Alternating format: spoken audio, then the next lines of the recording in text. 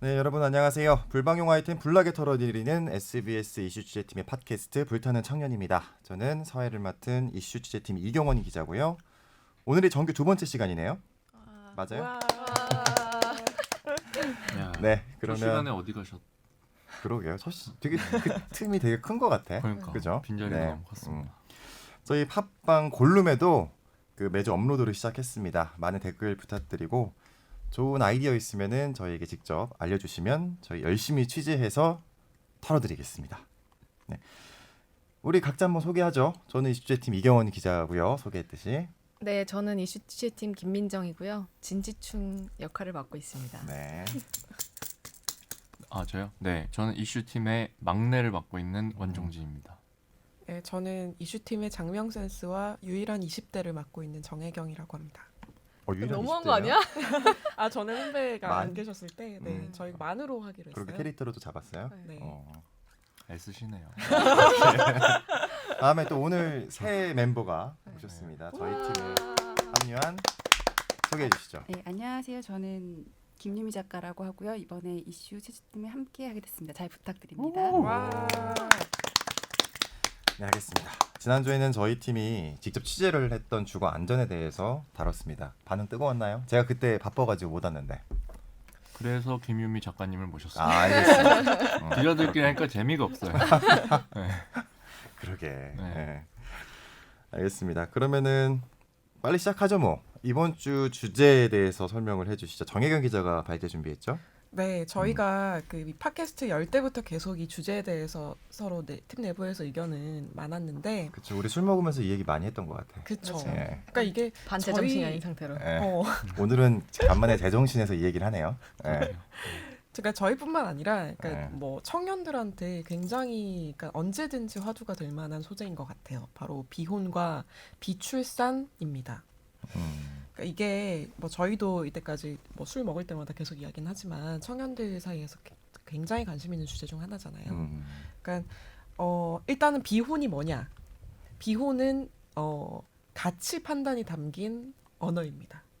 그러니까 내가 결혼을 포기했어, 아니면 내가 결혼을 못 하고 있어가 아니라 결혼을 적극적으로 안 하고자 하는 선택을 일컫는 말입니다.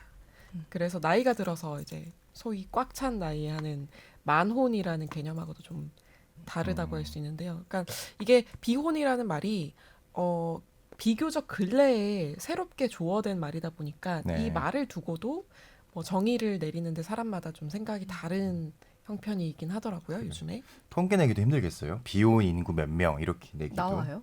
그렇죠. 그래서 네. 통계청에도 그러니까 비혼이 계속해서 청년들한테 화두가 되니까 비혼을 또 따로 추계를 해달라. 네네. 이것도 좀 유의미한 숫자가 아니냐라고 했더니 통계청이, 그러니까 비혼이라는 게 아까도 말씀드렸다시피 의지가 포함된 언어기 때문에 그런 주관적인 의지를 평가할 지표가, 그러니까 객관적인 지표가 없다. 네. 그래서 이게 근본적인 축의 한계가 있다. 그렇게 이야기를 하더라고요. 그러니까 본인의 의지가 중요한 거니까 결혼을 하겠다는 의지가 있느냐 없느냐가 중요한 거기 때문에 수치화시키는 게 좀 어렵다. 이렇게 그렇죠. 봐도 되겠네요. 그래서 공식 기관에서 이때까지 추계할 수 있는 거는 이렇게 미혼 결혼을 하지 않은 사람들이 얼마나 늘어나고 있는지 이제 그 정도가 현재 가지고 있는 가장 가까운 지표고요. 미혼 많이 늘고 있어요? 혹시 봤어요? 정혜경 기자? 그러니까 최근에 나온 통계가 네. 그러니까 1분기의 결혼 건수가 전년 동기보다 음. 그러니까 10% 이상 감소한 59,100건 정도라고 하더라고요. 그러니까 이게 해마다 계속 감소하고 있는 추세인데, 그러니까 여러 가지 요인들이 있을 수 있습니다. 아까 뭐 만혼 같은 경우도 이제 트렌드로 볼 수 있잖아요. 그러니까 결혼 연령이 자꾸 늦춰지는 것도 있고, 이런 비혼의 사례처럼 정말 적극적으로 내가 결혼하지 않겠다라고 선택하는 사람들이 네. 많아질 수도 있는 것이고, 근데 그걸 구체적으로 몇 %씩 비중이 있는지는 지금으로서는 좀 계산하기가 어려운 상황인 거죠.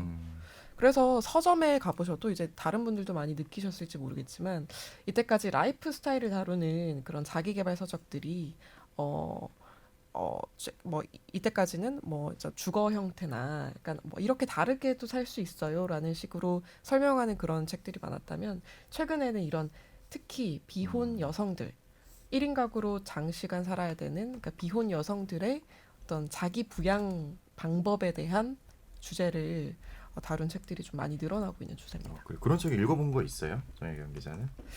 저는 사실 안 읽어본 것 같아. 이 자기 부양. 저도 예. 그러니까 1인 가구에 타겟팅했다기보다는 그냥 뭐 부동산 관련 서적들 몇 개 구입한 건 있습니다. 그럼 여기 잠깐 저희 청취자 여러분들께서 너네들이 비혼에 대해서 말할 자격이 있느냐라고 물어보실 것 같아서 일단 저희부터 커밍아웃을 하자면 여기 있는 5명 기자 모두 아직 미혼 상태입니다. 근데 스스로 비혼이라고 일컫는 기자가 있는지는 한번 알아서 추론을 한번 해보시고 일단은 5명은 다 미혼 상태입니다. 미혼. 네, 결혼을 미혼. 하지 않았다. 네, 결혼을 하지 않은 상태이고 음. 뭐 경험이 있는 사람도 없습니다. 그죠? 그쵸. 알겠습니다. 그래서 저희는 이 주제에 대해서 심도 있게 고민할 자격이 있다 이렇게 생각을 합니다. 그죠? 그렇죠. 네, 아니 뭐 갔다 오신 분들도 할 수 있죠. 네. 알겠습니다. 그러면 우리 좀 결혼에 대해서 좀 어떻게 생각을 하고 있는지 지금 우리 뭐 정혜경 기자가 30대라고 20대라고 이야기를 했지만 그래도 뭐 실질적인 30대니까 그죠? 네, 우리 죄송합니다. 30대의 결혼이란 어떤 것인가? 김민정 기자는 어때요? 결혼이라는 게 과연 내 인생에 얼마나 큰 영향을 미칠까? 직장 생활을 하는 30대 여성으로서는 네. 사실 굉장히 많이 바뀌겠죠. 특히 이제 아이를 낳으면 이제 주변의 선배들의 케이스를 보더라도 아이를 낳으면 일단 기본적으로 일에 투입할 수 있는 시간이 물리적인 시간이 바뀌는 거잖아요. 그래서 굉장히 많이 바뀔 거라고 생각을 하고 있고 그래서 뭐 개인적으로는 미혼 상태이자 절반 정도는 비혼에 가까운데 저는 이제 개인과 개인의 결합을 왜 국가에게 허락을 받아야 되는지에 대한 이제 기본적인 약간 의문은 가지고 있거든요. 근데 이제 아이를 낳고 싶은데 이제 우리나라가 무슨 뭐 유럽 국가처럼 동거를 한 상태에서 출산을 해서 아이를 키울 수 있는 여건이 안 되기 때문에 아이를 낳고 싶으면 결혼을 해야겠다라는 정도의 생각을 갖고 있는. 근데 그게 아직 두려워서 당장은 엄두가 나지 않는 뭐 그런 상태입니다. 저는. 그럼 여성의 대표값으로 김민정 기자가 설명을 해주시고 네. 우리 남성의 대표값으로 우리 원종진 기자가 생각하는 아 일단 여성들분들 좀 여성분부터? 들어보고. 네, 들어보고. 알겠습니다. 무슨 얘기를 하시려고? 그러니까. 아 네, 뭐 일단 항상 마지막에 하려고 맞아요. 클로징 마무리하려는 있어. 욕망이 있어. 좀 돋보이고 싶어요. 그래. 근데 네. 결혼이 분석을 해볼 필요가 보니까 있어요. 되게 인류의 되게 오래된 발명품이긴 하더라고요. 그럼요. 그러니까 이게 신석기 시대부터 결혼이라는 제도가 있었대요. 왜냐하면 아, 제도. 이게 부계 불확실성이라는 게 있대요. 그러니까 남자 같은 경우 여자는 이제 자기 몸으로 출산을 하기 때문에 이 아이가 나의 아이라는 거를 알 수 있는데 남자 같은 경우는 이제 누가 내 자식인지 모르고 막 책임지라고 하면 막 책임져야 되는 상황이다 보니까 그 뭐 농경 사회 때는 이제 주로 부계 중심의 사회이기 때문에 이제 그거의 부속물로 결혼 제도가 생겨났다라는 게 좀 정설인 것 같고 그럼 그렇게- 구석기 시대는 결혼이 없었나요? 그때는 이제 뭐 문명이나 이런 것들이 없다 보니까 제가 남성 청취자분들을 위해 이런 네. 여성주의적 시각을 좀 반박하는 얘기 좀 이따 좀 할게요. 네, 그러니까 이것도 여성주의 아니 시각이에요. 근데 태동이 그렇다고 그게 하더라고. 그러니까 뭐 여성주의적인 시각이 많이 들어가 있는 해석이죠. 예민하시네요. 그러니까 그래서 좀 불편해요. 저는. 그래서 태동이 그렇다 보니까 네. 그 여성들 그러니까 일부 다처제라든지 혹은 여성에게 네. 정조의 개념을 어떤 뭐 법으로 뭐 도덕적인 윤리적인 혹은 법적인 이제 처벌 규정으로 만든다든지 이제 그런 이유가 이 결혼 제도의 태동부터가 이제 부계 불확실성 때문에 그렇다라는 얘기가 있는데 사실 저도 몰랐는데 이번에 찾아보면서 보니까 사실 뭐 16, 17세기 때는 이런 이제 결혼이란 제도 자체가 여성에게 억압의 기제다라는 논의가 이제 나오기 시작했고 19, 20세기쯤에는 이게 또 남성에게도 폭력이 된다. 어떤 이제 경제적인 짐을 져야 되고 그런 얘기가 있죠. 네, 그래서 이제 유럽에서 이제 좀 페미니즘 운동을 중심으로 남성에게도 억압이 되는 어떤 산물이다라는 논의가 나왔다고 하더라고요. 근데 어찌됐든 이제 결혼 제도가 이렇게 오래 유지됐던 거는 사실 뭐 일종의 지금 자본주의 사회에서 분업 형태를 띈 제도인 거잖아요. 네. 그러니까 남성은 뭐 생산자로서 일을 하고 여성은 이제 집에서 가사를 분담하고 그거를 통해서 이제 남성은 이제 가정에서 뭔가 뭐 안정감, 보호감, 뭐 아니면 뭐 식사나 이런 것들을 해결을 할 수 있는 기제였고 여성 같은 경우는 이제 어떤 사회적인 시선이나 뭐 결혼을 안 한 여성들에게 쏟아지는 시선들 있잖아요. 그 시선을 피할 수도 있었고 또 이제 뭐 남성의 경제력으로 뭐 그 본인들 생각하기에는 이제 이게 실익이다라고 생각했던 그 오랜 역사가 있었는데 사실 요즘 들어서 그게 깨진 것 같아요. 그 실익이라고 해서 결혼을 해서 실익을 얻는다고 생각했던 부분들이 많이 깨진 것 같고 남성들 입장에서도 뭐 사실 이제 지금 여성의 지위가 신장이 된 상태잖아요. 그래서 집안일, 그러니까 그 바깥일을 하는, 그러니까 직장 일을 하는 여성들도 굉장히 많아졌고, 그렇기 때문에 이제 뭐 집안일이라든가 이런 것들에 대해서 왜 내가 해야 되느냐라는 의식도 많아졌고, 또 남성들 입장에서는 그렇게 따지면은 뭐 가사 분담도 하겠다, 뭐 육아도 공동 책임이다 하면 내가 결혼을 해서 뭐 경제력을 뭐 집을 해간다거나 굳이 그럴 필요가 있느냐. 그래서 양쪽 진영에서 다 깨진 게 아닌가 싶거든요. 김민정 기자가 할 말이 되게 많은가 봐. 내가 지금 어디서 꺼놔야 되지? 요즘 뭐책 읽으세요? 슬슬 그냥 계속 나오네요. 평소에 인문학자 생각을 많이 초청 해서. 특강 약간. 그러면 김민정 기자의 보충 설명으로 정혜경 기자가 해주고 작가님 준비해 주시고요. 네. 아 결혼에 대해서요? 결혼에 대해서. 뭐 근데 음. 저희 또래 그러니까 여성 직장인들이 고민처럼 생각하는 건 맞는 것 같아요. 그러니까 아직까지 대부분의 경우는 뭐 진학, 취업, 결혼, 출산 이런 게 어떤 삶의 태스크처럼 느껴지잖아요. 그리고 또 명절에 최근에도 뭐 추석 때 뭐 할머님께서 아이고 혜경이 나이가 꽉 찼다 뭐 결혼 언제 하냐 그러니까 그런 식의 질문이 되게 아직까지는 자연스러운 상황인 것 같아요. 그래서 고민이 되는 지점이긴 한데 그러니까 예전만큼 뭐랄까요 저도 좀 김민정 기자처럼 좀 반반 정도인데 그러니까 결혼에 대해서 꼭 해야 될 필요가 있을까라고 좀 고민이 되는 지점은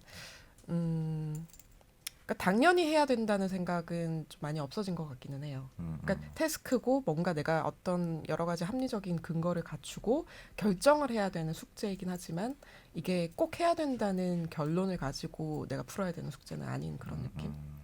그러니까 여러 가지 이유들이 작용하겠지만 뭐 일단은 아직까지 우리나라에서는 결혼은 한 번만 하는 것이 가장 최선이다라는 생각이 있고 그렇기 때문에 동반자를 찾아야 한다는 부담감도 큰 것 같고요. 그리고 두 번째로는 그러니까 결혼과 함께 부수적으로 따라올 수 있는 여러 가지 다른 책임감들 그런 걸 내가 감당할 수 있는 여건과 능력이 되는지 네네. 네, 그거에 대해서 좀 고민을 많이 하게 되는 것 같아요. 작가님이 생각하는 결혼 어떠세요? 저는 30대 후반인데요. 네.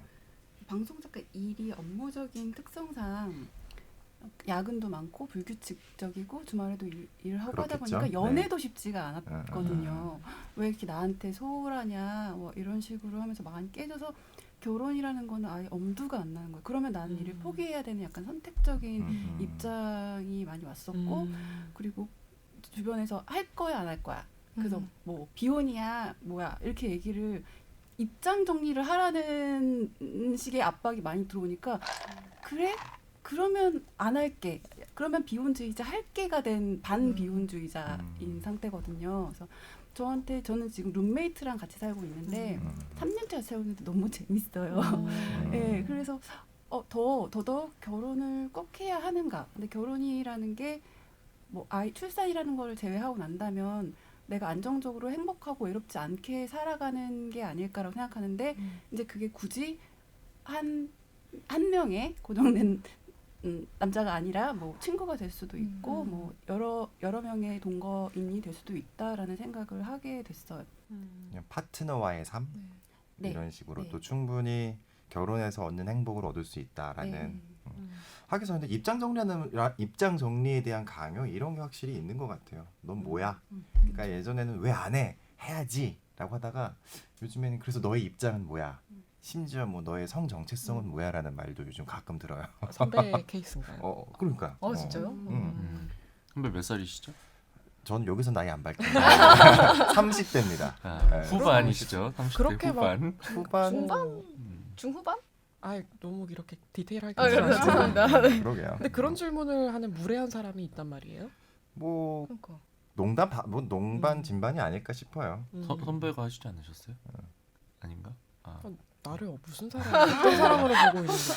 알겠습니다. 좋습니다. 오해, 그러면 네. 우리 이제 여성분들이 다 말씀을 하셨으니 남성이 사실 결혼이 네. 여성에게 더 불리하다라고들 많이 이야기를 하잖아요.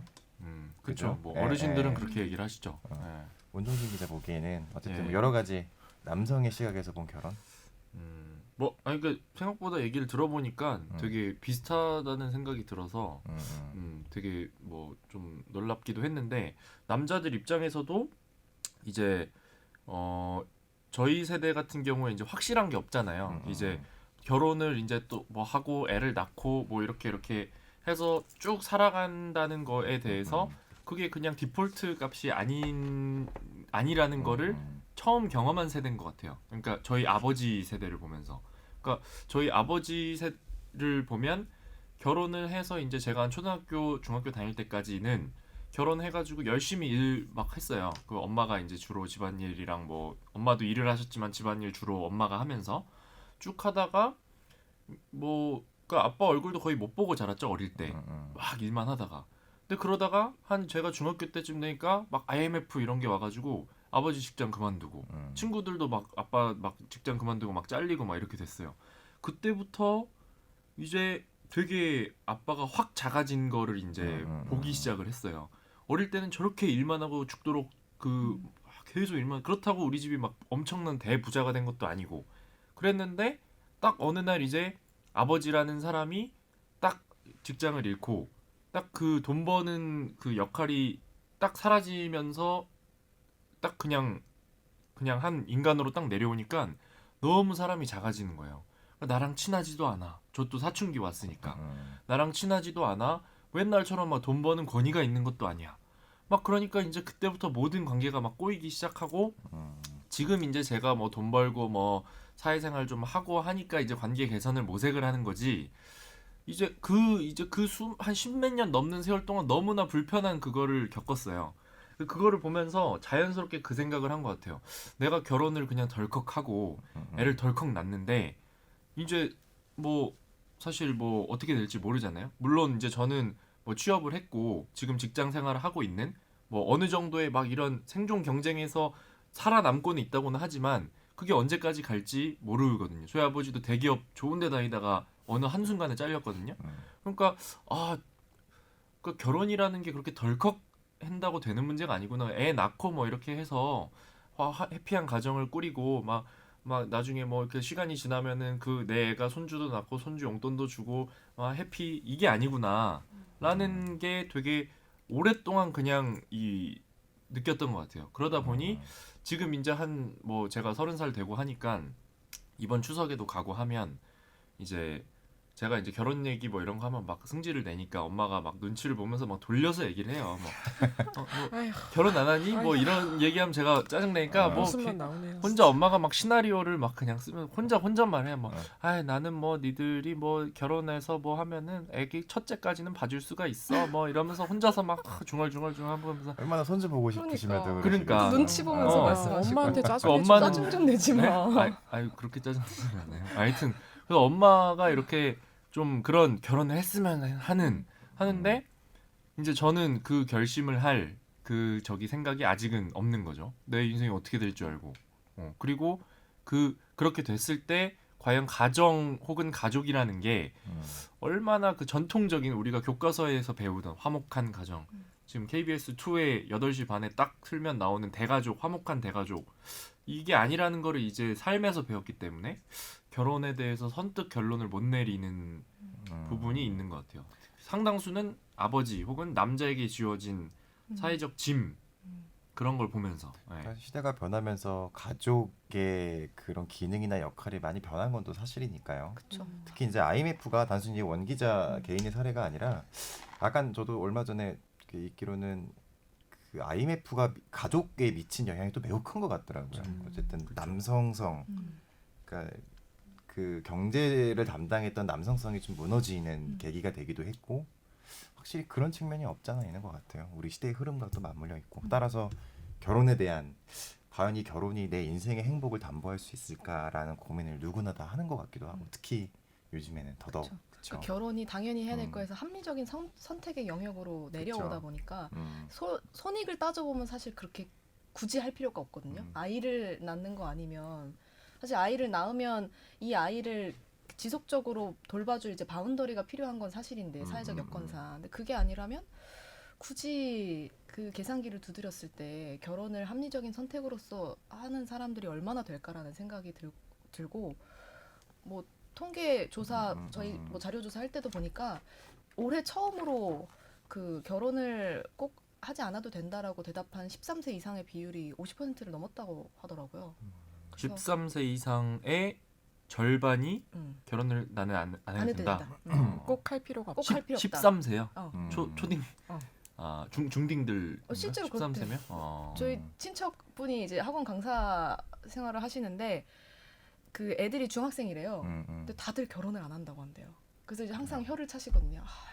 이래가지고 우리나라에 미래가 있겠냐, 애는 누가 나냐, 이러면서 말씀하시는데 근데 정말 비단 많대요. 결혼이라는 게 이제 그러니까 뭐 개인적인 이유로만 결정이 될 수 있는 선택은 아니잖아요. 그러니까 뭐 그런 생각이 들더라고요. 결혼을 하지 않으면 과연 아파트에 살 수 있을까? 그런 생각은 들었어요.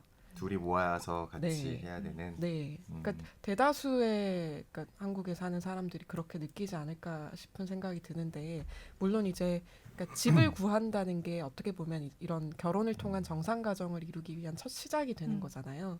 근데 혼자의 힘으로 이렇게 계속 모으고 대출을 받는다고 해도 한계가 어느 정도는 있고 특히 서울이라는 집값이 굉장히 높은 대도시에 살면서 또 그러니까 정부에서 이렇게 그러니까 의도를 하고 그런 정책을 낸 건지는 잘 모르겠으나 그러니까 신혼부부라는 어떤 대상에 주어지는 혜택도 굉장히 많잖아요.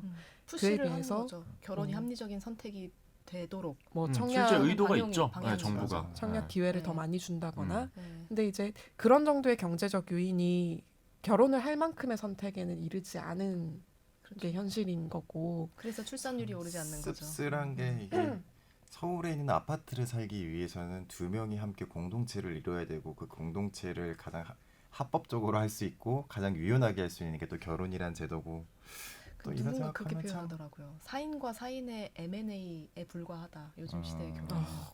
그래서 냉정하다. 네, 그러게. 아는 이제 지인의 말입니다. 모두 유명한 사람은 아니고. 그러니까 근데 공감 많이 자연스럽게 했어요. 이런 말이 나온다는 건 우리 자연스럽게 이제 사회 구조적인 문제로 이야기가 흘러가야 될 것 같아요. 그만큼 우리가 살기 빡빡하니까 청년들 삶이 빡빡한 우리가 청년 프로젝트를 하는 이유이기도 하고 그렇죠. 그래서 이런 빡빡한 청년의 삶에 대한 얘기를 또 안 할 수가 없는 상황이 될 것 같고 특히 이제 이게 결혼 문제가 또 여성 문제와도 직결되잖아요. 여성들에게 결혼의 실익이 무엇인가 뭐 이런 생각을 좀 늘 하게 돼요. 뭐 남성도 남성이고 여성도 여성이지만 작가님이 한번 어떻게 보시는지.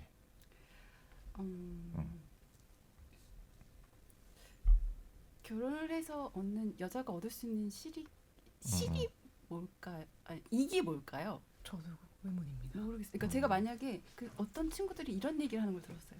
아, 나 일하기 싫은데 결혼할까? 약간 그게 무슨 말이지? 그러니까 일을 하지 않고 직장을 다니지 않고 집에서 일을 하겠다. 가사 일을 하겠다라는 그런 역할을 가진 사람은 거기에서 이익을 볼 수 있겠죠. 역할 분담을 하면서. 근데 저는 일을 하고 싶은데 그럼 결혼해서 나한테 이익이 되는 게 뭐가 있을까 생각했을 때 저는 사실 아직 없어요. 아까 얘기하신 그 서울 아파트 정도가 약간 혹하는 맞아. 사안이지. 결혼하면 뭐 어쨌든 상대방뿐 아니라 그 상대방의 양가 부모님들까지 챙겨야 되고 또 그 집안의 대소사까지 챙겨야 된다고 생각하면 이보다 실이 너무 크고 그리고 제가 이번 추석에 효도를 한번 해보겠다고 저희 집이 큰 집인데 엄마의 명절 일을 내가 돕겠다. 왜냐면 이제 작은 어머니들도 명절에 오지 않겠다라고 선언을 하신 거예요. 그래서 우리 세연이가 너무 힘들까봐 이번에 내가 도맡아서 할게 하면서 했는데 효도하려다가 집안 가정 싸움이 날 뻔했어요. 너무 힘든 거예요. 너무 많고. 근데 엄마 말로는 그것도 예전보다 많이 줄인 거다. 나 더 이상은 포기하지 못한다 이렇게 얘기를 하는데 그거를 제가 저의 가족과 저의 조상님을 위해서 하는 것인데도 불구하고 온갖 뭐 허리 요통과 뭐와 병을 얻고 뭐 감기 다음날은 감기 몸살로 알았어요. 그래서 이게 결혼을 해서 나는 지금 우리 가족을 위해서 한 거지만 우리 세연이는 남편의 부모와 조상들을 위해서 이 일을 하려고 우리 집에 왔었구나 생각하니까 하지 말까? 나는 할 거면 우리 집에서 그냥 우리 가족들을 위해서 하는 게 좋겠어라는 생각까지 들더라고요. 그래서 저는 사실 결혼에 대한 이익은 아직 찾지 못했습니다. 네. 음. 뭐 너무 좋아서 이 사람이랑 떨어지고 싶지 않아 하면 그때 한번 생각을 해보도록 하고 그 사람을 찾기 위한 노력은 굳이 하고 싶지 않다. 원 기자, 남자한테는 결혼하면 어떤 게 실익인 것 같아요? 그러니까 이것도 아, 이제 이 예전에는 이제 어르신들이 이제 항상 하던 말이 그래도 뭐 결혼하면 남자가 이익이야. 그러니까 그런 얘기를 얘기 많이 많이 하셨어요. 하죠. 그래도 결혼을 하면 남자가 덕을 본다. 어쨌든 뭐 여자가 이렇게 챙겨주고 그리고 뭐 자식도 애 낳고 이런 것도 어쨌든 간에 뭐 여자들이 더 힘들고 뭐 어쩌고 저쩌고 해가지고 결국에는 이제 나이 들고 하면 그런 말도 있잖아요. 그 나이 먹으면은 여자는 남자 없이 살 수 있는데 남자는 여자 없이 못 산다. 뭐 이런 말들도 할머니들이 하잖아요. 할머니 할아버지들이. 근데 하여튼 그런 말이 있었는데 요즘에는 이제 꼭 그런가 남자들 입장에서도 그러니까 이 뭐 그거는 인정. 이제 저희 엄마 세대들을 보면 확실히 진짜 이 여자들의 이 저희 엄마나 이렇게 아빠를 봐도 확실히 엄마가 훨씬 힘들었었던 것 같아요. 이 저기가 그래서 완전 밸런스 붕괴, 벨붕 상황이었는데 이게 뭐 지금 뭐 제가 뭐 이렇게 비슷하게 올라왔다라고까지는 말을 못하지만 또 여기 여성분들도 많고 하니까 눈치를 봐야 되지만 근데 이게 점점 이제 남자의 짐도 이제 굉장히 같은 수준으로 점점 무거워지는 물론 아직까지 여성들이 져야 될 부분들이 더 많은 부분들은 있지만 남자들도 이제 결혼을 함으로써 지게 되는 짐들이 좀 많아지는 부분들이 있는 것 같아요. 그런 부분 확실히 있죠. 네. 저 요즘에 그런 말 있잖아요. 음. 여성학뿐만이 아니라 남성학이 필요한 시대라고. 뭐 그런 말도 얘기들도 있었잖아요. 그러니까 남성들이 느껴야 될 부담을 의뢰 그냥 강요하잖아요. 너무 당연한 거다. 그게 그러니까 뭐냐 하면 경제적인 부담은 이제 똑같이 주어지는데 아직까지 그 의식이나 문화적 차원의 이 변화는 그렇게 빠르지가 않아서 그래서 솔직히 말하면 저도 이제 제가 이제 나중에 만약에 결혼을 생각하는 여성을 만난다면 정말 저는 운이 좋은 거라고 생각해요. 그 상대방 여성이 집은 우리 반반씩 하자. 자기 나는 그 집을 역할극까지. 나는 집을 반반씩 딱 나눠서 해야 된다고 생각해. 결혼 비용도 반반씩 하자. 우리는 합리적인 기성인이니까 그런 사람을 만나면 정말 엄청난 행운이라고 생각해요. 근데 요즘 그런 여성들 많지 아니, 않나? 대부분이 대부분이야. 대부분은 아니라는 말씀을 우선 드리고요. 제 이제 주변의 친구들과 남자인 친구들 그리고 결혼한 이제 남자들의 저기를 보면 집값을 남녀가 혹은 이제 결혼 비용을 이제 딱 반반을 해서 하는 경우는 거의 없어요. 물론 근데 여자들도 할 얘기는 있을 거예요. 여자는 결혼을 하면 아까 말씀하신 것처럼 뭐 그런 어떤 집안일부터 시댁을 챙기는 것부터 출산과 이런 엄청난 그 이 부가적인 부담이 생기는데 이 결혼 비용을 반반하는 거는 이거는 여자로서 불합리한 거다라고 이제 당연히 얘기할 수 있다는 점 이해는 하는데 저는 현실을 말씀드리는 거예요. 우리 청취자들 다 듣고 있겠지만 아직 한국 사회에서 저는 자신 있게 말할 수 있어요. 결혼을 할 때 진짜 결혼 비용을 만약에 선배님들이 그런 생각 갖고 있으면 정말 칭찬드립니다. 아니 근데 사회생활을 하는 네. 제 주변에는 사회생활하는 지인이 많다 보니까 결혼을 해도 사실 육아나 뭐 집안일 같은 거를 양보할 생각이 없는 사람들이 많거든요. 그렇기 때문에 이제 집을 할 때 사실 뭐 반반 이거는 좀 이렇게 뭐 좀 비인간적이잖아요. 그래서 좀 집에 여력이 되는 혹은 직장 생활을 좀 오래 한 사람이 목돈을 모아놓으면 조금 더 보태는 식으로. 그러니까 제 반반까지는 아니더라도 네, 그러니까 네. 집에 어느 정도의 두 사람의 좀 일정 정도의 비중은 그렇죠. 가지고. 근데 그 비중이 제 주변의 케이스로 봤을 때 물론 이제 일반화할 수는 없지만 직장 생활 하는 사람들이 많잖아요. 그러면 직장 생활을 더 오래 해서 목돈을 모아둔 사람이거나 혹은 뭐 집안이 조금 더 여유가 있는 쪽이 집에 기여를 하는 방식으로 이루어지지 이게 남자기 때문에 집을 해오고 여자는 왜냐면 여자들 근데 아직 많은 경우에서 네. 정말 이거는 그러니까 만약에 선배님들 주변에 친구들이나 그런 사람들이 많다면 정말 합리적인 분들이 많은 거고 되게 바람직한 현상인데 정말 제가 제 이제 저의 그 고등학교 친구들이나 제 이제 그 결혼식에 가고 하는 이런 뭐 주변의 형들이나 이런 사람들의 이제 저기를 보면 제 주변에서는 정말 이제 결혼하기 전에 꼭 그런 한탄과 걱정들을 해요 남자들이. 이번에 집 저기 하느라고 집 하느라고 저기 부모님한테 너무 손을 많이 벌렸다.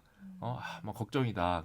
되게 그런 경우가 아직은 굉장히 많아요. 그러니까 그게 대부분은 아니에요. 딱 이렇게 딱 반반 이렇게 해서 혹 딱 반은 아니더라도 이제 정말 이제 결혼 비용을 아직까지는 경제적으로는 저는 이제 그게 뭐 남자들이 뭐 너무나 힘들고 뭐 불합리하다라는 얘기를 하고 싶은 게 아니라 그냥 지금 그렇게 결혼이 이루어지고 있다는 거예요. 그냥 뭐 예. 남 탓하고 여 탓하고 이런 차원이 아니라 네. 확실히 네. 남자들이 자기 검열을 더 많이 하는 것 같아. 그리고- 집에 대한 뭐 부동산을 어. 부동산이 남자 몫에 대한 고민을 더 많이 하는 것 같긴 해요. 그리고 또 결혼이 만약에 이제 딱 둘이서만 하는 거면 어. 그럴 수가 있거든요. 이렇게 반반 나눌 수 있는데 아직까지도 이제 저희 이제 예를 들면 딸을 갖고 있는 저희 친척 고모들이나 여기 이제 결혼할 때 보면 좀 이제 따님을 이제 결혼을 시집을 보내는 입장에서는 솔직히 우리 딸이 결혼해서 그 고생할 거 뻔한데 상대방 결혼하는 데에서 막 집도 반하자, 뭐도 반하자, 반반하자라고 하면 되게 좀 그렇게 생각을 하시더라고요. 그러니까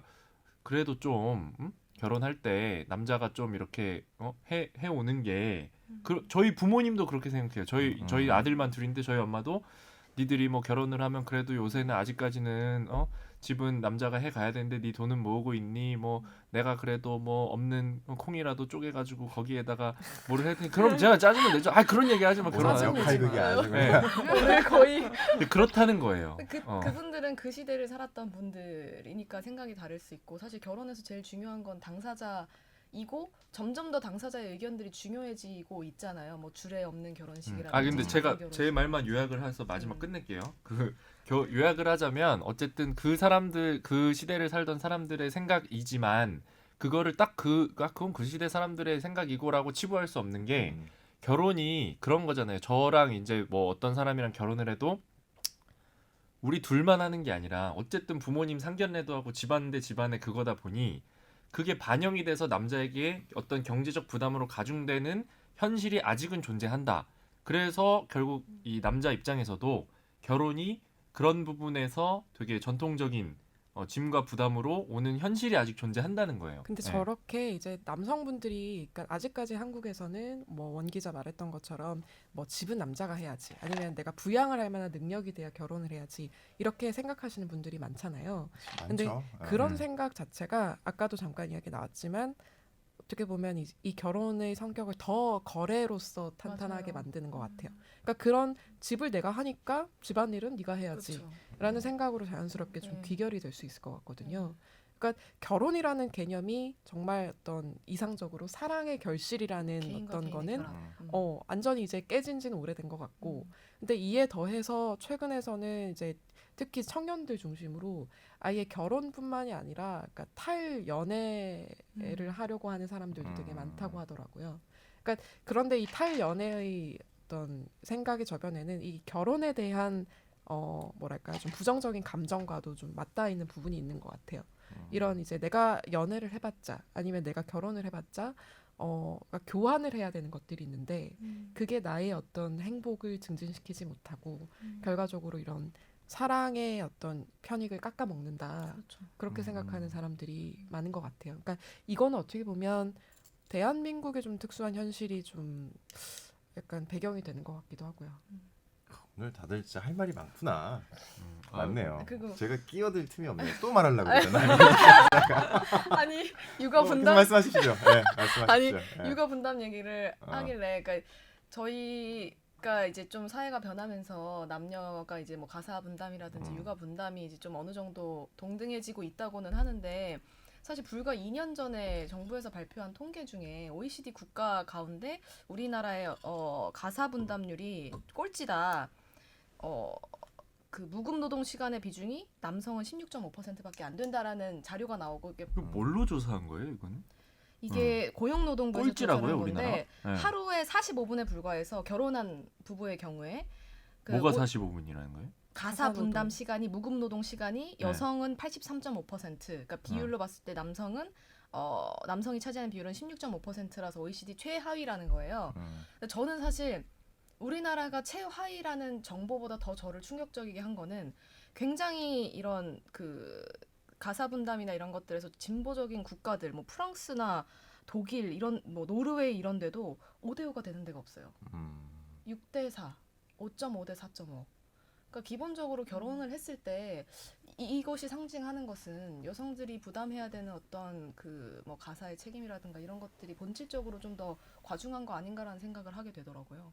그렇죠. 결국은 일상의 책임을 맡는 여성과 그에 대한 부담을 느끼는 여성과 경제적 책임에 대한 부담을 느끼는 남성 이 두 가지 맥락이 이제 결혼이라는 거에 대한 깊이 결국 그래서 우리가 지금 얘기하는 비혼에까지 도달한 게 아닌가 비혼 뭐 이런 생각이 좀 들긴 하네요. 결국엔 이제 비혼 얘기를 꺼내다 보면은 저출산 얘기를 안 할 수가 없어요. 그죠? 그렇죠. 왜냐하면 결혼을 안 하면 아직까지는 합법적으로 출산을 할 수 있는 거는 결혼이란 제도를 통해서밖에 없으니까. 근데 뭐 아시다시피 뭐 저출산 문제 어제 오늘 얘기도 아니고 너무 심각한 문제가 되고 있잖아요. 이게 저도 이렇게 보면은 우리나라 야, 이러다 망하는 거 아니야? 라는 생각이 들 정도예요. 이게 어느 정도 인구가 뒷받침돼야 되는 거잖아요. 뭐 단순히 뭐 대한민국을 뭐 위해서라기보다도 그냥 우리 공동체가 유지되기 위해서는 그렇죠. 그건 좀 그래도 기본적인 적어도 같이 살맛되면 살아갈 수 있는 사람이 어느 정도는 있어야지 서로 분업도 가능한 거고 너무 출산율이 하락하니까 이거 그냥 넘기면 안 되는 문제 같다는 생각이 실제로 들더라고요. 저희 그 이제 없어지는 게 아니야. 이게 그냥 그 이 막연한 우려가 아니라 그 데이빗 콜먼이라는 옥스퍼드대 교수가 네. 이제 한국이 인구 소멸 국가 1호가 될 거라고 예, 진짜? 그냥 발표를 했어요. 이게 그냥 뭐 그 사람이 이렇게 어디서 노가리 하다가 한 게 아니라 데이빗 콜먼 그 교수가 2100년에 예, 감소 추세에 따라 예, 맞아요. 감소 추세에 따르면 이렇게 과학적인 결론이다. 이대로 이제 쭉 가면 이게 무슨 뭐 어두운 막 이렇게 극악의 미래가 아니라 그냥 합리적으로 추계를 해보니까 얘네 이 나라 신기한데 이렇게 한 명도 안 나는 나라가 있어 해서 이 사람이 추계를 해보니 2100년에는 절반인 2천만 명으로 줄어들고 2300년이 되면 물론 그때 우리 다 죽어서 없을 때지만 그때 한국은 소멸된다. 그게 근데 지구에서 유일한 1호 인구로 소멸하는 나라. 예, 전 세계에 이 나라밖에 없대요. 그러니까 뭐 태평양 해수면이 올라와서 사라지고 이런 나라들은 있지만 예, 그런 실제 예, 야, 우리 이거 기획 기사 준비해야 되는 거 아니에요? 인구 소멸 국가로 지명이 돼 있습니다. 지금. 예. 아니 이게 당장 급하게 안 느껴지잖아요. 그러니까 뭐 난로 위에 있는 개구리처럼 서서히 서서히 이렇게 하는 문제라서 이게 누군가의 딱 화두가 딱 던져져 가지고 트리거가 딱 생겨 가지고 확 해결할 수 있는 문제가 아니어 가지고 근데 이거를 단순히 어떤 개인적인 문제라고 비판할 건 아닌 것 같아요. 그렇죠. 네, 그러니까 저희가 남의 일처럼 생각이 되는 것도 뭐 물론 심각하다는 생각은 하고 있지만 우리가 뭐 그러니까 그런 여성들도 비혼 여성들도 애국자가 아니어서 그렇게 비혼을 선택한 건 아니잖아요. 그렇죠. 근데 다만 여건이 현실적으로 아이를 낳아서 기르기가 자신이 없다는 것이고 그렇죠. 그게 이제 뭐 그러니까 비혼하고도 정말 그러니까 긴밀하게 연결이 될 수밖에 없는 게 예전에 그렇게 아이를 낳으면서 어떻게 보면 이제 가사 노동을 하는 그런 그러니까 결혼이라는 거래가 통했던 것도 어느 정도 이제 경제적인 구조가 뒷받침해 줬기 때문인데 그러니까 한 명이 부양하는 어떤 가정이라는 게 충분히 유지가 될 수 있었고 그래서 여성은 이제 육아만 전담을 할 수 있었고 그러니까 출산과 아이의 교육과 진학과 이런 데만 신경을 써도 되는 그래도 생활이 유지가 되는 상황이었다면 지금은 맞벌이를 하지 않으면 사실상 대도시에서 살기가 힘든데 그런데 이제 여성 입장에서는 그런 맞벌이에 대한 책임과 함께 우리나라에서는 뭐 특히 뭐 가부장적인 어떤 문화 같은 것도 반영이 됐다고 하면 육아에 대해서 좀 전적으로 책임을 지우게 하는 분위기. 그러면서도 육아 환경은 그렇게 좋지도 않아요. 저희가 뭐 여러 번 기사로도 다뤘지만 뭐 노키즈 존 때문에 논란이 또 있었던 많은 사례들. 그리고 매 시즌마다 이제 유치원 줄 서는 것 때문에 난리가 나고 육아 휴직 문제도 있고 여러 가지 어떤 리스크를 지고 또 그러니까 자신의 어떤 불리함을 감수하면서까지 육아를 선택한 여성들에게 그 육아 과정조차도 많이 지원이 안 된다는 거죠. 그러니까 한마디로 아이를 낳아서 키우는 게 합리적인 선택이 될 수 있도록 만들어주는 게 국가의 책임이거든요. 당위를 강요할 수는 없잖아요. 개개인에게 국가를 뭐 공동체를 위해서 아이를 낳아라라고 할 수 없는 노릇이니 국가가 그렇기 때문에 정책을 통해서 아이를 낳는 게 합리적인 선택일 수 있도록 유도를 해야 되는 건데 사실 뭐 지금 정책들이나 흘러가는 방향을 보면 조금 의문이 드는 건 사실이에요. 여성의 입장으로서. 사실 예전에 좀 기억하시죠? 황당한 공약이 있었잖아요. 그 허경영 전 그 후보죠. 그 출산과 관련해 가지고 되게 황당한 공약을 냈지만 또 그게 왜 그런 공약이 나왔느냐, 이 사람은 왜 그런 공약을 내밀었느냐라는 게 일단 기본적인 사회의 감정선에 또 나름 또 부합하는 측면이 있으니까 또 그런 공약을 낸 게 아닌가 싶어요. 그죠? 그렇죠. 그 제가 좀 조사를 그래서 했는데요. 그 허경영 씨죠. 이제 뭐 유명한 IQ 본인이 400 이상이라고 주장하시고 공중부양 뭐 이런 여러 그쵸. 가지 기행을 주장을 하셔서 이슈가 됐던 인물이신데 이분이 이제 대선 출마를 할 때 네. 2012년이죠 그 대선이. 12년에도 나왔고 그 전에 전 대선에도 나왔던 걸로 기억하는데 그때 이제 계속 이분이 주구장창 주장하셨던 공약이 뭐 저출산 그다음에 이 결혼 안 하고 이 문제를 해결하기 위해서 자기는 특효약이 있다. 딱 자기는 애 낳으면 머릿수당 3천만 원. 애 낳으면 3천 캐시로 준다. 그다음에 결혼하면 캐시로 1억. 신혼부부들에게. 네, 결혼하면 그냥 1억, 애 낳으면 한 명당 3천. 요걸 이제 공약으로 내세우셨었어요. 그때 이제 반응이 이제 황당하다. 그러니까 근데 원래 뭐 취급도 안 해줬죠. 워낙 그런 기행으로 유명했던 사람이니까. 그래서 뭐 전혀 그냥 우스갯소리로 그렇게 되고 있었는데 인터넷상에서부터 어느 순간부터 한 2015년 16년쯤부터였는데 이 허경영의 공약을 재평가해야 된다는 그런 이제 이 글들과 반응들과 심지어는 이 이준석 전 최고위원이죠. 이런 실제 정치를 하시는 분들도 자기 페이스북에 재평가해야 된다는 글도 올리고 또 심지어 몇몇 교수들이 칼럼에서 인용을 하기까지 했었어요. 이 허경영의 공약이 이제는 이게 그렇게 허황된 공약이 아니다. 지금 우리가 쓰는 돈과 이런 거를 비교해 봤을 때. 그래서 그걸 따져보니까 뭐냐면 허경영 씨의 그 공약이 이제 출산 시 한 명당 3천만 원이잖아요.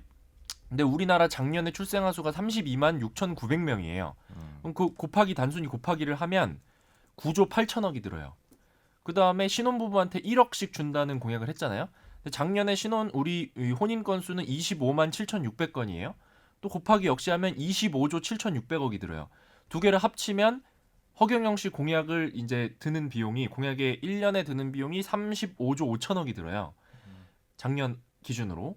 근데 작년에 우리나라가 전체적으로 저출산이니 뭐니 해가지고 다 쓴 예산을 합치면 30조 6,002억이에요. 5조만 더 쓰면 이 허경영의 공약이 실현이 가능하다는 거예요. 근데 5조가 이제 물론 큰 돈이지만 전체 국가 예산으로 치면 조달하는 게 또 그렇게 불가능한 일이 아니거든요. 그리고 심지어는 허경영 씨 공약 중에 이 출산 시 3천만 원 지급 공약 이거는 이미 실현이 됐다는 분석이 있어요. 뭐냐면 지금 우리나라에서 이제 이 애를 낳으면은 이제 지원을 해주는 이제 그런 돈들이 있어요. 그래서 그런 것들을 쭉 이제 다 비교를 하면 제가 계산을 해왔는데 아기를 낳으면은 이제 그 돈을 이제 쭉쭉쭉쭉 주는 것들을 해보니 잠시만요. 그 지금 뭐 아동수당 주고요. 아기 낳으면 그 다음에 출산장려금 주고 보육 및 누리과정 지원금 주고 해서 토탈로 다 따지면 우리가 애를 한 명 낳으면 물론 일시금은 아니지만 3,500만 원 정도를 정부에서 지원을 해줘요.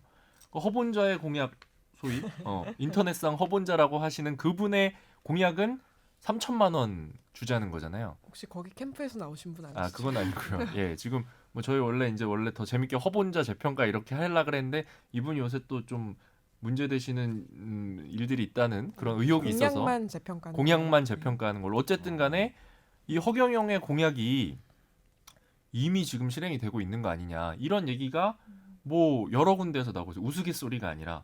그래서 실제 뭐 제가 토론회 자료집이나 심지어 국회 그 예산결산위원회 회의록을 보면 그런 데서 주장을 해요. 국회의원들이. 예, 돈 좀만 더 쓰면 허경영 씨 공약 할 수 있는 건데 돈 왜 이렇게 쓰냐 이런 식으로. 그래서 되게 지금 이미 지금 그런 상황에 와 있다는 거죠. 근데 또 그 즉시 현금 지급 공약 같은 경우는 또 도덕적 해이가 또 상당히 크게 발생할 수 있는 여지가 커서. 근데 이제 바로 그게 이제 국회 예결특위 회의록이나 토론회 같은 걸 보면 이제 막 국회의원들이나 이런 사람들이 막 그렇게 주장을 해요. 뭐 돈을 뭐 왜 이렇게 뭐 비효율적으로 씁니까? 허경영 씨처럼 차라리 캐시로 주지. 그러면 그 김동연 부총리도 작년에 그런 발언을 했고 보건복지부나 이런 사람들이 다 하는 얘기가 돈을 그렇게 일시금으로 주면 도덕적 해이에 문제가 있고 뭐 또 이런 뭐 여러 가지 정책적 고려 수단에 문제가 있기 때문에 그렇습니다. 난점이 있습니다. 이렇게 얘기를 하는데 지금 이제 점점 올라오는 여론은 그 공잘 맹잘 하지 말고 차라리 화끈하게 캐시로 주는 게 더 효과 있는 거 아니냐라는 말이 나올 정도로 지금 정부의 저출산에 쓰는 이런 돈과 정책들이 무용론이 나오고 있다는 거죠. 지금 현재로서는. 예. 근데 그런 식의 황당하다고 하면 좀 그렇지만 이제 설득력이 있는 것 같으니 그러니까 그런 식의 좀 급진적인 어떤 정책 말고도 그러니까 실제로 저출산에 정부가 투자하고 있는 예산들이 몇 가지가 있는데 그것도 좀 보니까 이상한 것들이 좀 많다고 그래요? 하더라고요. 어떤 거 있어요? 네, 그것도 이제 좀 조사를 해봤는데 제가 아까 이제 말씀드린 게 이제 작년 2018년 기준으로 한 해에 30조를 쓰고 있다 그랬잖아요. 그 저출산 및 뭐 이런 예산에 그렇죠. 네. 예, 그 중앙 정부 플러스 지자체 다 합친 건데 네. 그래서 이제 우리나라가 이제 국가적으로 아무것도 안 하고 있는 건 아니에요. 2006년부터 이 우리나라가 이제 소멸된다는 이 위기감이 생기면서 저출산 고령사회 기본 계획이라고 3차에 걸쳐서 하고 있는데 토탈 올해까지 2006년부터 143조를 썼어요. 예. 근데 이게 구조가 어떻게 되는 거냐면 각 부처에서 이 예산 신청을 해요. 저출산 고령화 뭐 이런 걸로 돈을 주십시오. 우리 이런 데 쓰겠으니까. 그러면 이제 좀 정부에서는 조금 더 유연하게 돈을 주겠죠. 그래서 이제 저출산 예산이라는 이름표를 붙여서 돈을 타내는데 세부적인 걸 살펴보니까 문체부에서 2006년부터 5년 동안 1,400억을 썼는데 이게 이제 가족 여가 프로그램 개발 사업이라는 거예요. 그래서 뭐냐면 템플스테이에다가 운영 지원해 주는 거. 그다음에 향교의 전통 예절 강좌 이런 데 돈을 지원해 주는 거예요. 그러니까 이 문체부의 이 사고 회로에 따르면 템플스테이가 활성화되고 향교 예절 교육 애들 가서 차 따라 마시고 가족들과의 뭐 이런 거를 하면 저출산이 좀 더 나아지지 않겠느냐 뭐 이런 논리를 갖다 댄 것 같아요. 그게 의식의 있고 흐름이네요. 네, 또 하나 문체부에서 또 문화예술교육 활성화 사업이라는 게 있는데 이거는 학교에 뭐 음악, 연극, 무용 등 예술 강사를 파견하는 사업이에요. 이 사업 자체로는 뭐 나쁘지 않은 것 같아요. 근데 여기에다가 이제 저출산 정책 꼬리표를 붙인 거죠. 이거 저출산 정책입니다. 그러니까 학교에서 음악 교육하고 연극 교육하고 무용 교육하면 학교에서 아이들이 행복한 시간을 보낼 수 있으니 아이를 많이 낳을 겁니다. 뭐 이런 식으로 논리를 개발해서 여기서 이제 3,500억을 또 타서 썼어요. 예. 또 뭐 마지막 하나만 더 설명을 소개드리면 교육부에서 이제 산업 연계 교육 활성화 선도대학 사업이라는 건데 이거는 이제 워낙 문과생들이 인문대생들이 취업도 안 되고 별 뭐 저기 하니까 인문대생 정원 줄이고 공대생 늘리는 이해가 사업이거든요. 안 돼요. 이것도 저출산 예산이에요. 예전에 한 대선 후보가 그래서 교육 과정을 단축시키면 결혼을 많이 하고 출산을 많이 할 거라는 공약을 내놨던 적이 있었죠. 안철수 후보가. 안철수 후보가 네, 그죠. 그때 그런 당시에. 얘기도 그러니까 이 네. 사실 뭐 말은 논리는 개발하면 뭐 다 할 수 있잖아요. 그러니까 이런 식으로 정부에서 저출산에 이 태그를 붙여서 네. 지금 이 돈을 네. 이렇게 편성을 하고 약간 있다는 거죠. 관료제의 문제 같아요. 사실 그런 위에서 부분도, 저출산에 대해서 홍보를 해야 되는 그 음. 나름의 이제 정치 엘리트들 입장에서는 이래저래 하다를 하면 엮는 거지 관료들이. 그렇죠. 그래서 이 이리저리 흩어진 예산 다 이건 저출산에 기여할 수 있는 겁니다. 해서 타합 처분이 한 30조 되네요. 이런 이렇게. 엄청난 예산을 진짜 뇌피셜로 편성을 했다는 게 이런 데서 증명이 되고 있잖아요. 지자체 예산도 보면은 저출산 대책이라고 내놓은 게 미혼 남녀 맞선 이벤트 같은 거 개최하는 거를 그렇게 홍보도 하고. 근데 차라리 그건 차라리 그건 좀 직관적이네요. 그래 뭐 국가가 나서 중매해 주는 거니까 중매해서 그것도 뭐 되겠어요. 겨울 그게. 나면 겨울 진짜 일단 나가기 싫잖아요. 그래서 성사되면 무슨. 막 네. 뭐 몇 호 커플 결정사에 뭐 드릴 그런 돈을 왠지 줄여주겠다. 절박한 사람들은 나갈 수 있습니다. 그 왜 예전에 아. 여의도 이렇게 대첩인가요? 그 뭐 솔로 대첩 뭐 이런 거 가면 그렇죠. 그거 근데 가잖아요. 가면 남자분들밖에- 남자들만 우글우글거리고 있어요. 예? 식으로 뭐 저 취재차 한번 가보고 저는 있어요. 취재 나갔습니다. 아. 두 분 너 거기서 그때 만나셨을 기자 수도 아니었잖아. 있겠네요. 저요? 아니 그때 한 번 했었어요. 아, 그래? 예, 자꾸 몰아가지고. 아, 있어요. 예. 아, 2016년도에 그 뭐 솔로 머시기 한다고 해가지고 맞아, 맞아. 사회부 총을 맞아서 갔는데 남자들만 우글우글 돼 그 있어서 리포트 했나요? 그래서 킬됐죠. 리포트가 안 됐죠. 저는 그래가지고. 리포트했어요. 네. 그때가 2012년인가 3년인가 어. 그랬는데 그러면 각자 다른 시기에 그 솔로 대첩에 아, 그런 일단 취재로 가서- 둘 다 기자로 갔죠. 취재하러 사인으로는 안 갔습니다. 아니, 뭐 저기 사인으로 가면은 안 된다는 듯이 두 분 맞아. 말씀하시는데 아, 그래도 뭐 할 수 있죠. 부끄럽잖아요. 저희가 근데, 이런 네. 그 황당한 저출산 대책이나 이런 거는 저희가 한번 좀 취재를 해봐도 될 것 같다. 그렇죠. 그죠? 네, 이런 네. 것들. 이건 그러니까- 좀 나는 야, 이 문제가 이렇게 심각한데. 이런 걸 보면은 그러니까 정책을 아까 원 기자가 소개한 정책들을 하나하나 따라가 보면 네. 그러니까 뭐 이제 그런 교육부에서 하는 이제 애들 밝게 뭐 이렇게 자라는 어떤 예산 이런 거는 저출산으로 연결되는 흐름이 어떻게 될지를 하나하나 따져보면 애들이 행복하면 엄마가 행복하지 엄마가 행복하면 또 애를 낳지 않을까 뭐 이런 종류의 이렇게 단순한 의식의 흐름을 좀 추적을 할 수 있을 것 같아요. 그러니까 저출산 문제가 기본적으로 저희가 이때까지 여러 번에 걸쳐서 이야기했던 어떤 경제적인 구조 위에 있다는 것 그리고 또 여성의 권리 실현에 있다는 거 그걸 이해를 못하는 그거에 거죠. 대해서는 전혀 생각을 안 하고 있고 그러니까 본인의 어떤 육아관, 뭐 여성관에 따라서 예산이 집행이 되고 있는 현실을 드러내 보이고 있는 것 같아요. 예전에 한 국책기관에서 그런 보고서를 내가지고 논란이 된 적 있잖아요. 뭐 요즘 출생률이 낮은 거는 여성들의 뭐 학력이 높아져서 눈이 높아져서 그렇다라는 국책기관의 보고서가 나왔던 걸로 알고 있거든요. 뭐 가임 여성 출산 지도 이런 것도 있었잖아요. 네. 그러니까 여성을 아이를 낳는 날 일종의 기계처럼 해서 이걸 지도로 이렇게 나타낸 것도 있었고. 그러니까 국가 기관에서도 이제 이런 감수성이 없는 거죠. 근데 여성들 입장에서 보면 되게 단순하거든요. 그러니까 아이를 낳아도 일을 할 수 있고 그러려면 아이를 낳고 나서 휴직이 뭐 법적으로 좀 충분히 보장되고 그게 좀 기업들한테서도 보장이 되고 남성들도 같이 육아휴직을 해서 한 애가 3살까지 엄마 아빠가 돌아가면서 육아휴직을 하면서 키울 수 있고 나중에 이제 애가 3살 이후에 돼서 유치원에 마음 놓고 맡기고 일을 하고 저녁에 와서 아이를 키우고 그러니까 이럴 수 있는 환경만 조성이 되면 사실 낳고 싶은 사람들 되게 많을 거 근데 같거든요. 이게 이제 요런 것 때문에 정부도 할 말이 있는 거예요. 그러니까 이 정부가 이런 예산을 편성한 논리는 뭐냐면 바로 그렇게 말씀하시는 것 때문에 아이 기르기 좋은 환경, 아이 낳기 좋은 환경을 하기 위해서 이렇게 다각도로 편성을 하고 있습니다. 이게 이렇게 정부는 이야기를 하는 거예요. 그러니까 지금 방금 뭐 얘기하신 애 낳아서 애를 이제 잘 이렇게 키울 수 있는 그런 환경이 이제 되면 아이를 많이 낳을 것이다라고 했잖아요. 근데 제가 방금 너무 황당한 사례들만 소개시켜 드려서 그렇지 뭐 예를 들면 돌봄 교실 지원 사업, 그다음에 무슨 지원 사업 이런 데에도 이제 정부에서 편성을 많이 하고 있기는 해요. 정부는 그 논리를 들고 있기는 해요. 네. 근데 근데 다만 이제 흐름이 있어야 된다는 거죠. 그러니까 흐름이 있어야 되고 뭐 어떤 이 집중되는 포인트나 이런 것들이 있어야 되는데 이제 되게 다들 막연하게 생각을 하고 있다라는 얘기죠. 정부도 이제 그런 정도의 논리만 갖고 있고. 그래서 또 무슨 TF가 최근에 만들어지긴 했더라고요. 그 인구 관련된 TF였는데 인구 정책 태스크 포스.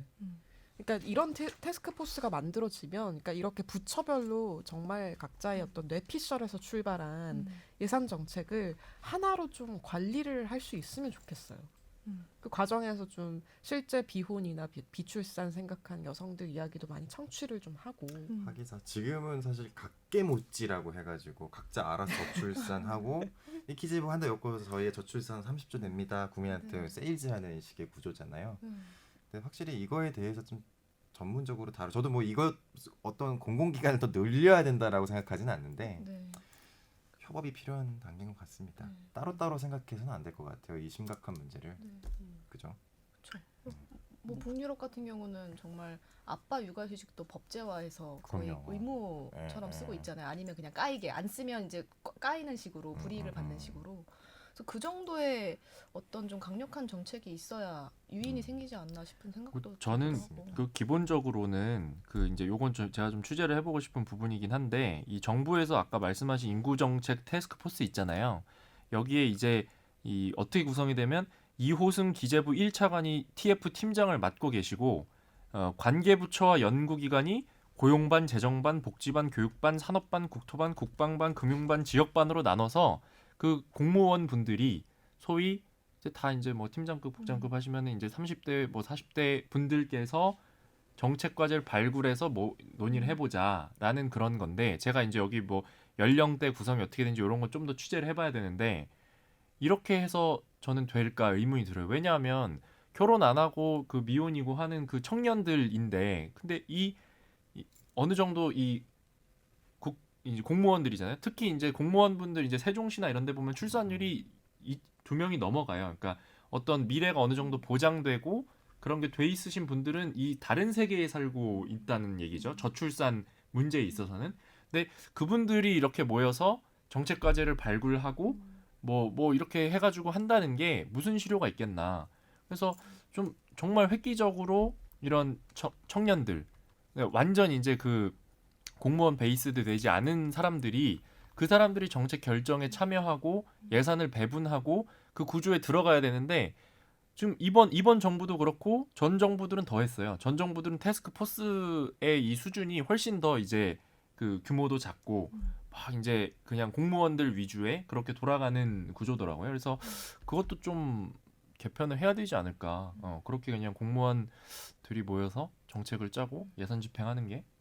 그리고 그 결혼과 어떤 출산과의 연관성에 대한 연구도 좀 더 필요할 것 같아요. 그러니까 우리가 저출산 문제를 이야기할 때 항상 결혼하지 않는 누군가를 계속해서 비난하는 그런 그렇죠. 흐름이 좀 자연스럽게 이어져 왔잖아요. 근데 그러니까 결혼은 하지 않되 아이는 낳고 싶다는 사람들도 꽤 있더라고요. 그쵸, 그 사회적인 어떤 시선에서만 자유로우면 환경이 되면 키울 수 있는 환경이 되면 그 선택할 지금이야말로 사람이 있죠. 뭐 이것저것 따질 때가 아니고 그냥 아이 낳기 좋게 만드는 게 좀 우선이 돼야 되지 않을까. 국가가 소멸된다는데. 오늘 근데 이것저것 정책 가지고 이렇게 이렇게 열정적으로 얘기할 건 내가 생각을 못했네. 시간이 벌써 다 됐어요. 네. 1시간이 넘어가면은 청취자분들도 지루하니까 딱 우리 여기까지 합시다. 네.